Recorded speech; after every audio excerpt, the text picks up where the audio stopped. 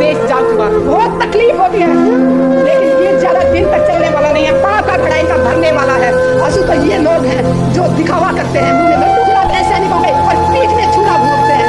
Appeal करते हो जाति में ना बटे, धर्म में ना बटे। सबसे बड़ा धर्म है इंसानियत। इंसान बन के जियो।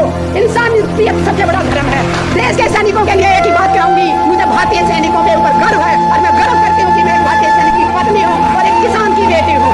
जिसने कारगिल में अपना खून बहाया, दुश्मन से लड़ाई लड़ी, उसकी पत्नी को भी उन्होंने नंगा करके घुमाया। शर्म आनी चाहिए। सत्ता में बैठे लोगों को शर्म आनी चाहिए, खासकर जिस पार्टी की महिलाओं को शर्म आनी चाहिए। प्रधानमंत्री जी कब तक भागोगे देश के स्वास्थ्य की? जो हमारे नेशनल चैनल हैं वो सब के सब अपना जमीन बेच चुके हैं। मैं उसे पूछना चाहती हूँ, मोदी जी सदा कुर्सी में नहीं रहने वाले। जिस दिन वो कुर्सी से चले जाएंगे, क्या तुम्हें लगता है तुम चैनल ढंग से चला पाओगे? आज जनता भूखी मर रही है, बेरोजगारी इतनी चरम पे है, भूखमरी इतनी चरम पे है, महिलाओं को नंगा करके घुमाया जा रहा है और हमारे चैनल में बैठे लोग अपना जमीन बेच के मुंह बंद करके बैठे हुए। जब इस देश का इलेक्शन हुआ था 2014 में, हम बहुत खुश हुए थे कि हमारे देश को एक बहुत अच्छा प्रधानमंत्री मिलने जा रहा है।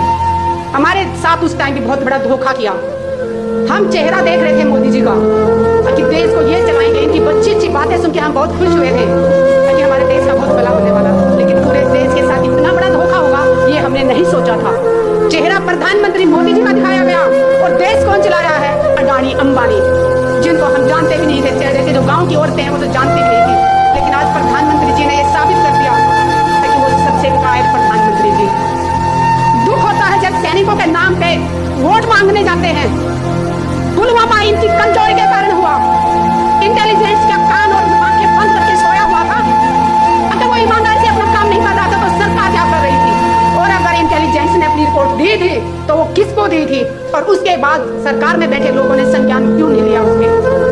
क्यों नहीं? जब उनको पता चल गया था कि इस रास्ते से जाने से विस्फोट हो सकता है, तो जिसने भी एयर लिफ्ट से जाने से मना किया, परमिशन देने से मना किया, उसका नाम देश के सामने आना चाहिए। देश की जनता जाग चुकी है। बहुत देर तक इन्होंने धर्म के नाम पे लड़ा लिया, जाति के नाम पे लड़ा लिया, बट अब देश जाग चुका है। देश के समझ में आ गया है, अगर आप भी नहीं बोले तो हम बोलने लायक ही नहीं रहेंगे। ऐसी हालत करने की तैयारी कर रखी है देश की सरकार ने ताकि हम सिर्फ दो टाइम की रोटी मांगने के लिए हाथ फैलाएं, ताकि हम अपने हक की आवाज न उठा सकें। जवान शहीद होते हैं, उस दिन उसके घर में बहुत सारे लोगों का आना जाना, सुबह से शाम तक लाइन लगी रहती है, लेकिन उसके बाद उस विधवा को अपना जिंदगी कैसे बसर करती है, किस तरह अपने बच्चों को पढ़ाती है, ये देखने वाला कोई नहीं होता। उस बहन को, विधवा को अपनी पेंशन लागू करवाने के लिए सरकारी दफ्तरों के एक साल तक चक्कर काटने पड़ते हैं। हम बहुत बार रक्षा मंत्रियों से मिले हैं।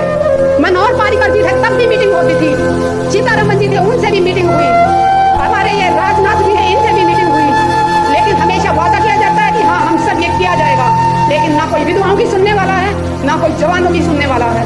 और जवान विधवा की बात मैं इसलिए कर रही हूँ, मैंने उन वीर नारियों को बहुत नजदीक से देखा है।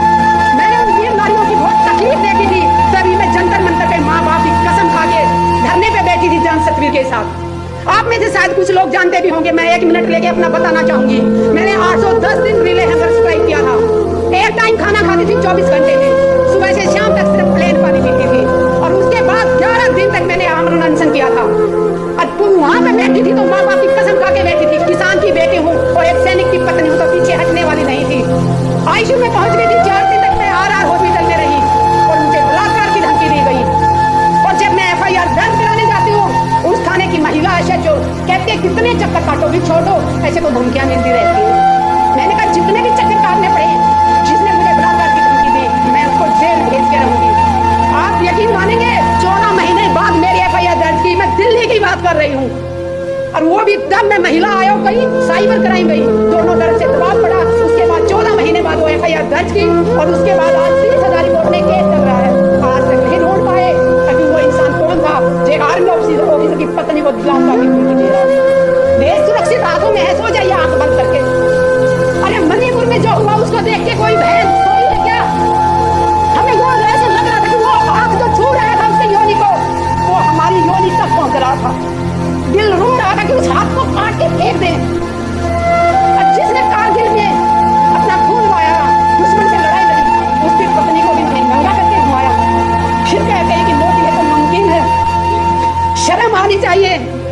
सत्ता में बैठे लोगों को शर्म आनी चाहिए, खासकर जिस पार्टी की महिलाओं को शर्म आनी चाहिए।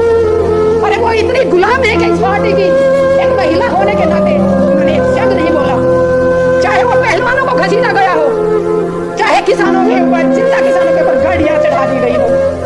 तकलीफ होती है, बहुत तकलीफ होती है, लेकिन ये ज्यादा दिन तक चलने वाला नहीं है, पाका भराई का भरने वाला है। आप सबसे एक अपील करती हूँ, जाति में ना बटे, धर्म में ना बटे। सबसे बड़ा धर्म है इंसानियत, इंसान बन के जियो, इंसानियत सबसे बड़ा धर्म है। देश के सैनिकों के लिए एक ही बात कहूंगी, मुझे भारतीय सैनिकों के ऊपर गर्व है और मैं गर्व करती हूँ कि मैं भारतीय सैनिक की पत्नी हूँ और एक किसान की बेटी हूँ।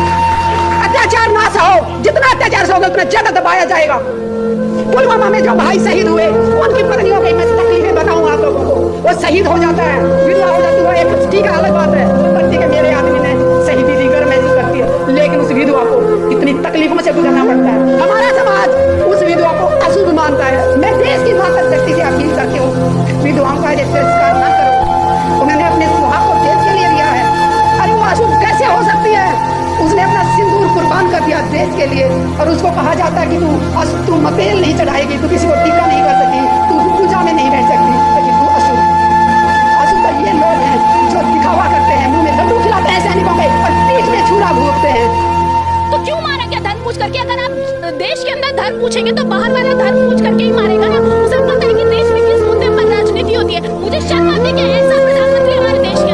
अब मैं हाथ जोड़कर मोदी जी से कहती हूँ कि आपसे नहीं हो पाएगा, आप छोड़ दीजिए। कैसे पाकिस्तान से ये लोग बदला लेंगे? ये अगले दिन जाकर रैली कर रहे हैं, बिहार के अंदर बैठे हुए बिहार से ललकार रहे हैं कि ये कर देंगे, वो कर देंगे। अरे कश्मीर की धरती पर जाइए, वहाँ के लोगों से मिलिए, बोलो 56 इंच की छाती आज सिकुड़ गई है क्या? 56 इंच की छाती क्यों नहीं दिखाई? 25-26 लोगों को क्यों नहीं बचा लिया नरेंद्र मोदी जी ने जाकर? क्यों अमित शाह जी ने नहीं बचा लिया? वहाँ पर जमीन खरीद सकते ना, चाहिए घर बना कर रहिए। वहाँ पर आप बीजेपी के जितने कैबिनेट के मंत्री, मैं उनसे आग्रह करती हूँ, हाथ जोड़कर चाहिए वहाँ रहिए। आपको पता लगेगा टेररिस्ट कितने घूम रहे हैं। हम पूछते हैं कि आपकी सरकार इतने साल से चल रही, गृह मंत्री अमित शाह जी छाती ठोक के ये बात बोलते थे कि कश्मीर में कुछ भी नहीं हो रहा, दंगे फसाद नहीं हो रहे।